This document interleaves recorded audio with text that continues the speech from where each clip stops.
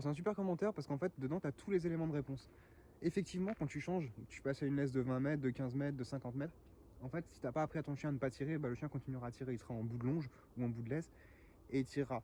Parce que tirer ça lui permet d'avoir absolument tout ce qu'il veut, c'est-à-dire avancer. Une première étape, on a identifié la mauvaise habitude qui est tirée, donc on va faire en sorte que cette habitude-là ne lui apporte absolument plus rien du tout. Donc quand le chien commence à tirer, on va s'arrêter. Le chien tire, on s'arrête. Une fois que le chien s'est arrêté, on va commencer à mettre en place la bonne habitude à prendre, c'est-à-dire marcher à côté de nous, en tout cas marcher dans une proximité qui fait que la laisse elle n'est pas tendue. Donc on rappelle, on aspire un petit peu le chien à soi, allez viens, hop hop hop, super. On avance et c'est là où tu vas pouvoir récompenser ton bon comportement parce que là tu l'as pendant quelques pas. Le chien recommence à tirer, on s'arrête et on recommence. On fait un petit demi-tour, on repart et là tac tac tac tac, on peut récompenser, tu vois. Parce que là tu as le bon comportement qui apparaît. Voilà, ce qu'il faut réussir à créer, c'est cette fenêtre-là où le chien propose ce bon comportement-là, même si c'est que pour 1 ou 2 pas au début, on s'en fout. Parce que clairement, si on est dans cette situation-là, c'est que le chien ne sait pas marcher déjà 2 pas à côté sans tirer.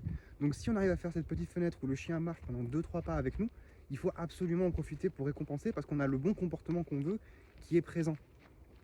Pour ça, c'est plus facile d'avoir une laisse qui fait que 2 mètres plutôt que d'avoir une longe de 20 mètres, effectivement. Mais le but, c'est ça, en fait. Au début, il ne faut pas attendre que le chien propose de lui-même.